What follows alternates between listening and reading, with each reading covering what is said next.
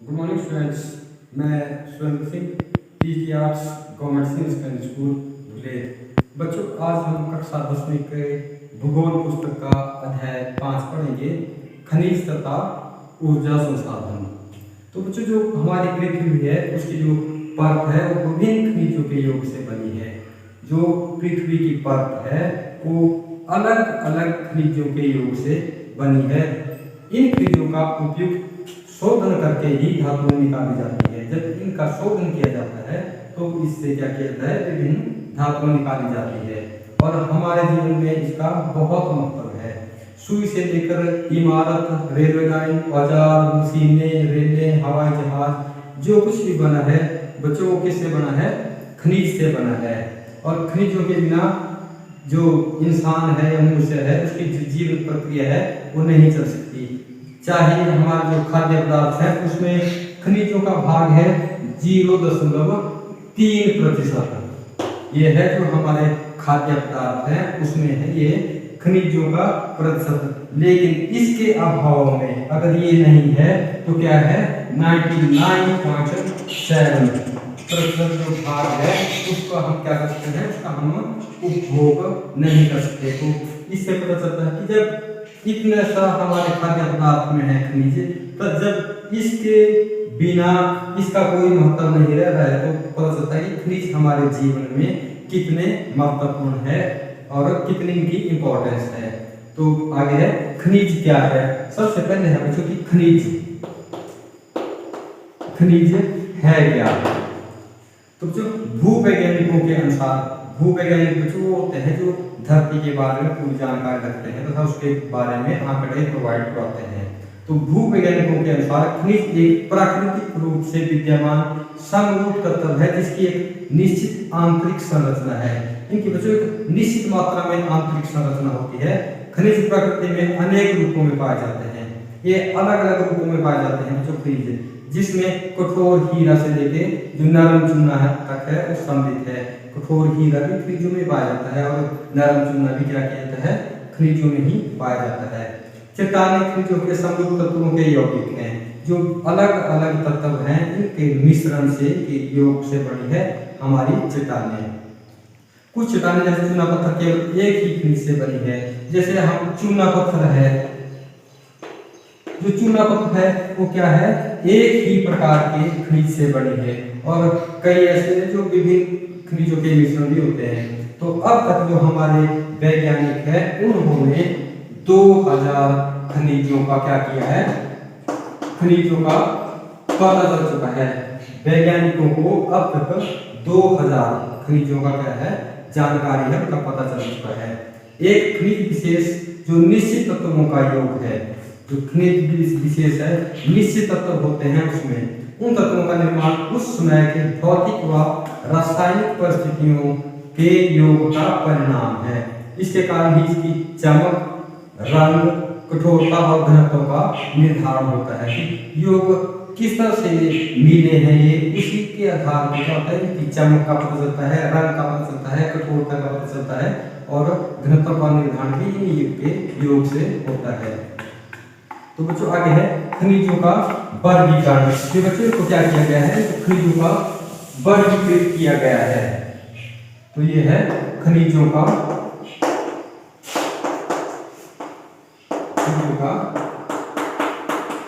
वर्गीकरण। इनको क्या कर दिया गया है, वर्गीकृत कर दिया गया है। तो ये है जैसे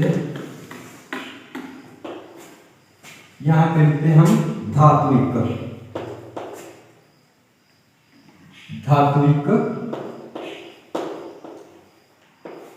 जो हमारे धातु खनिज है उसके अंतर्गत हमारे पास तो क्या क्या आता है, जैसे ये है ना, ये आ गया लौह, आ गया यहाँ पे आ गया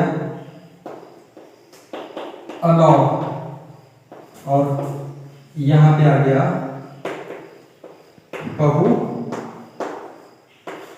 बहुमूल्य।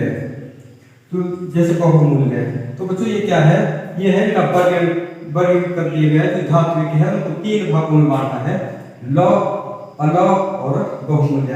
जो हमारे पास लौह है उसमें क्या क्या आता है, उसमें आता है हमारे पास जैसे लौह अयस्क, जो लौह में है उसमें क्या क्या लौह अयस्क आ गया, मैग्नीज आ गया, इसमें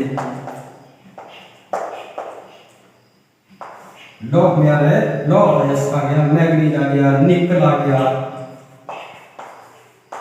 निकल आ गया और कोबाल्ट। जो इस प्रकार के हैं बच्चों सारे किसमें आ रहे हैं हमारे पास, ये आ रहे हैं हमारे पास लौह अयस्क में। और इसके बाद अलौह है, अलौह में क्या आता है, जैसे कि मान लो बच्चों इसमें आ गया, ये अलौह में तांबा आ गया, सीसा आ गया, जस्ता आ गया, ये सब किसमें आते हैं बच्चों, ये आ रहे हैं हमारे अलौह में। जैसे बॉक्साइड आ गया, बॉक्साइड आ गया, ये आते हैं हमारे अलौह अयस्क में। उसके बाद जो बहुमूल्य है, जो इनके मूल्य में बहुत महंगे हैं, कीमती है, जैसे सोना हो गया, सोना आ गया, इसमें चांदी आ गया, प्लेटिनम आ गया। तो इस प्रकार के आते हैं ये बहुमूल्य में। और इसके बाद आता है हमारे पास अधात्विक,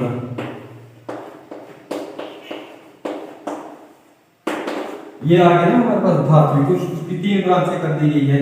उसके बाद आता है हमारे पास अधात्विक, जैसे अधात्विक में आता है जैसे अभ्रक आ गया, ये किसमें है, अधात्विक में है, जैसे अभ्रक है, नमक है, नमक आ गया, पोटास है, पोटास आ गया, और सब चूना पत्थर, संगमरमर, बलुआ पत्थर, ये सब किसमें आते हैं, ये सब इसमें आ रहे हैं। संगमरमर, चूना पत्थर, बलुआ पत्थर सब में आ रहे हैं। और इसके बाद है ऊर्जा खनिज,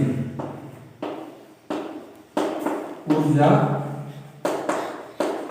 खनिज सिंपल सी बात है, जिन खनिजों से हमें ऊर्जा मिल रही है, ऊर्जा प्राप्त हो रही है, उन्हें क्या कहा गया है, ऊर्जा खनिज कहते हैं। जैसे कोयला हो गया,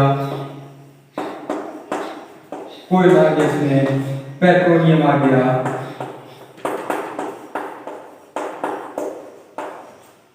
कोयला आ गया हमारे पास, पेट्रोलियम आ गया। और जैसे प्राकृतिक गैसें हैं, प्राकृतिक गैसें हैं, ये सब किसमें है, ये सब आते हैं ऊर्जा खनिज में। कि इनसे हमें क्या होती है, जिनसे हमें ऊर्जा मिल रही है तो ऊर्जा खनिज में रखा गया है। जो अधात्विक है, जैसे अभ्रक है, नमक है, पोटास हो गया, चूना पत्थर हो गया, संगमरमर हो गया, ये सब किसमें आ रहे हैं, ये अधात्विक में आ रहे हैं। और धात्विक को तो बताया कि 3 भागों में बांटा है, लौह, अलौह और बहुमूल्य।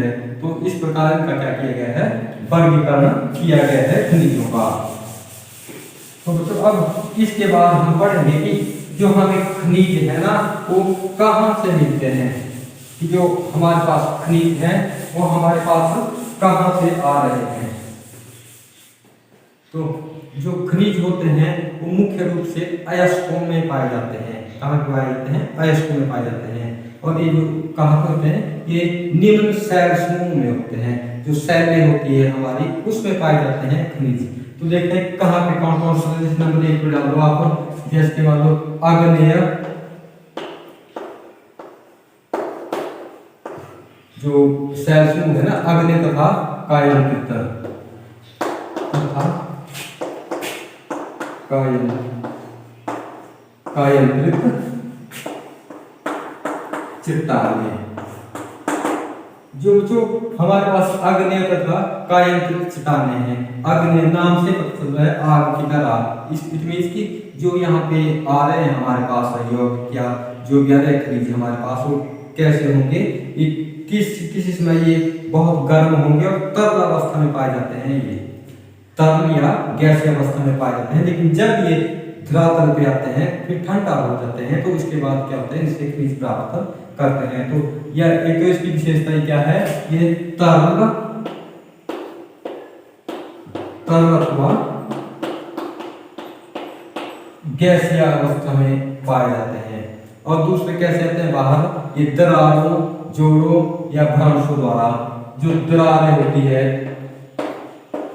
दरारें हो गई, जोड़ हो गए या भ्रंश हो गए, इनके माध्यम से क्या होता है, ये बाहर आते हैं। और जब बाहर आने के बाद ये ठंडे हो जाते हैं। तो ठंडे होने के पश्चात क्या होते हैं, ये ठंडे हो रहे हैं, यहाँ पे बाहर आके ठंडे हो रहे हैं, उसके बाद क्या हो रहा है, ये जम जा रहे हैं।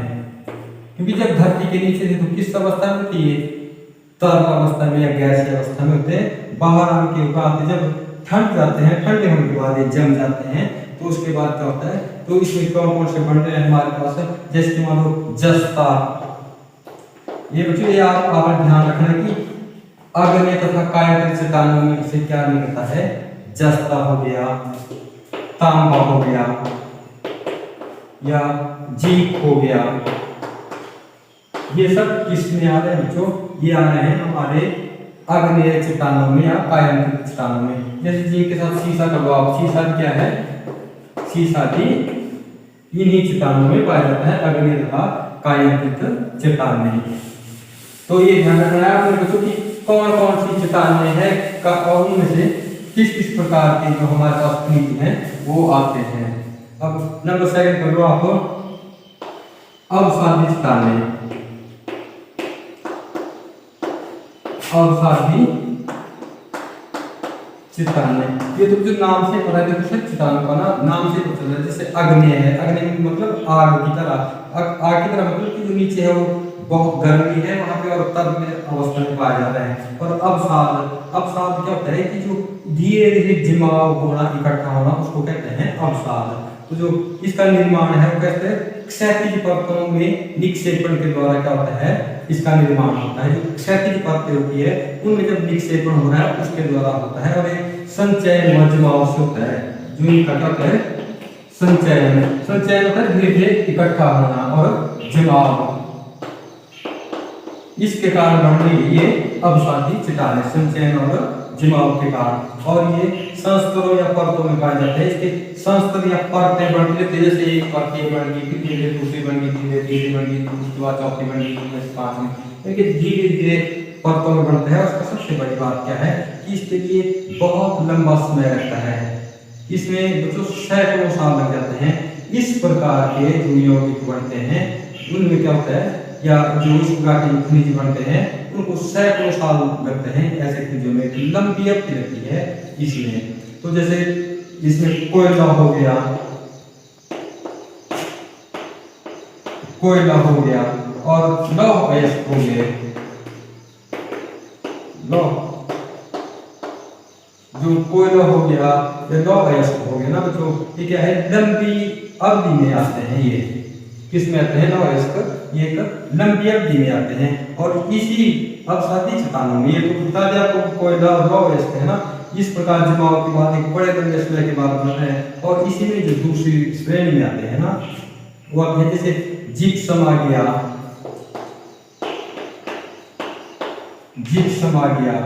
पोटास आ गया, जिप्सम आ गया, पोटास आ गया, और जैसे नमक हुआ, सोडियम है, ये सब आते हैं। ये कैसे रहते हैं, शुष्क प्रदेशों में ये पाए जाते हैं। हमारे शुष्क प्रदेशों में बाष्पीकरण के द्वारा, बाष्पीकरण से बढ़ रही है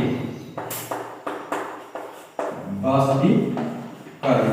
तो जैसे ये आ गया, जिप्सम आ गया, पोटास आ गया, शुष्क प्रदेशों में पाए जा रहे हैं और इसके द्वारा बन रहे हैं बाष्पीकरण में। जबकि कोयला है और लौह अयस्क है, ये परत धीरे धीरे एक बहुत लंबी अवधि के बाद बन रहे हैं। तो ये सारे आपको बच्चों मैंने अवसादी चट्टानें की में से क्या क्या लिखा है, अवसादी चट्टानों में ध्यान रखना हमने कोयला, लौह अयस्क, जिप्सम, पोटास, ये सब किसमें आ रहे हैं हमारे पास, अवसादी चट्टानों में आ रहे हैं, ये सभी हमारे पास है। और इसके आगे है बच्चों, इसके आगे है धरातलीय चट्टानों का अपघटन। जो धरातलीय चट्टानें है ना, धरातलीय चट्टानों का अपघटन होता है टूटना। क्या होता है, टूटना। और इनमें क्या होता है, जो चट्टानें होती है घुलनशील तत्वों के अपरदन होता है बह जाना। जो घुलनशील तत्व होते हैं उनके उसके अपरदन के पश्चात जो अयस्क वाली अवशिष्ट चट्टान रह जाती है, उससे निर्माण होता है बॉक्साइट का। जो हमारे पास बॉक्साइट है ना बच्चों, इसका निर्माण हो रहा है जो धरातलीय चट्टानें हैं वो क्या होता है, घुलनशील है, और घुलनशील होने के कारण का अपरदन हो जाने के पश्चात, अपरदन होकर के बहने के पश्चात जो घुल चीज वस्तु उसको जब वो बह जाती है तो उसके पश्चात क्या बचता है, उसके बाद जो बचता है वो बचता है बॉक्साइट। तो बॉक्साइट का निर्माण होता है जो धरातलीय चट्टानों के घुलनशील तत्वों के अपरदन के पश्चात बढ़ने के पश्चात। तो बच्चों इसके आगे है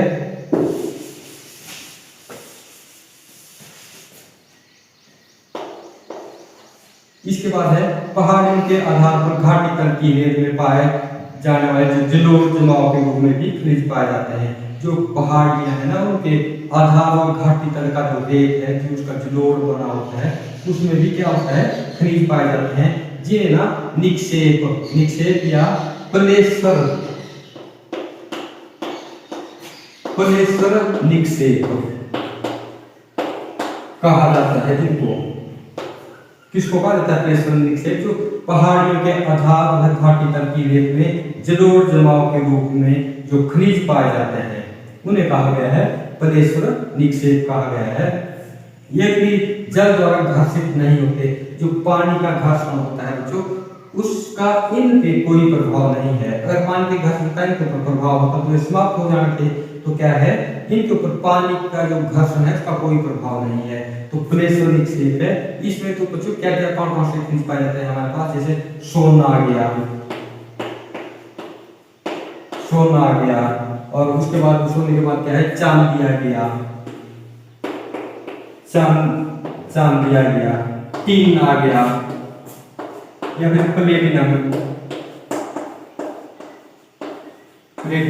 ये आते हैं किससे बने हैं, प्लेसर निक्षेप से। इसका मतलब क्या है कि जैसे जल के घर्षण का सोने के ऊपर कोई प्रभाव नहीं है, चांदी के ऊपर कोई प्रभाव नहीं है, टीन के ऊपर कोई नहीं है, और प्लेटिनम के ऊपर कोई नहीं है। जो जल के जो घर्षण है उससे इनके ऊपर कोई प्रभाव नहीं पड़ता। तो ये जो ये है ये निकाल जाते हैं ऐसे, प्लेसर निक्षेप आपको मैंने बता दिया। उसके बाद है महासागरीय जल में, जो हमारे जो महासागर है, नंबर 5 पे आ गया महासागरीय जल। जो हमारा महासागरीय जल है उसमें बहुत अधिकता पाई जाती है खनिज की, और यानी बहुत ज्यादा अधिकता होने के कारण ना जो इनका आर्थिक महत्व है ये कम है, क्योंकि जब हमारे पास ज्यादा मात्रा में है तो ये क्या है बहुमूल्य नहीं माने गए हैं, इनकी बहुत कम कीमत मानी गई है। जैसे नमक है,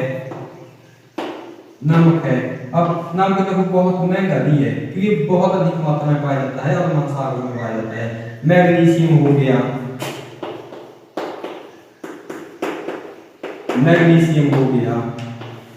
ये कहाँ पाए जा रहे हैं, महासागरीय जल में। और ब्रोमाइन हो गया,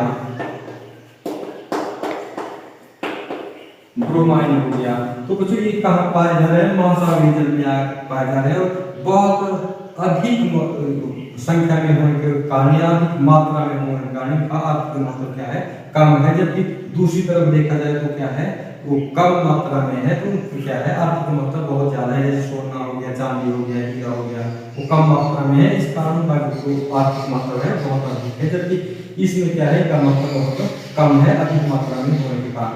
और जो महासागरीय तली है वो मैग्नीज ग्रंथि कणों में बहुत घनी है, बहुत अधिक मात्रा में पाया जाता है उनमें मैग्नीज है। तो जो ये पढ़ा आज हमने, और इसके बाद हम अपने भारत के कॉन्टेक्स्ट में पढ़ेंगे कि हमारे भारत में कौन कौन सा राज्य किस किस खनिज के लिए बहुत फेमस है, और वहाँ पे कितना खनिज या कौन किस मात्रा में कौन कौन सा खनिज हम निकालते हैं। तो तब तक के लिए धन्यवाद।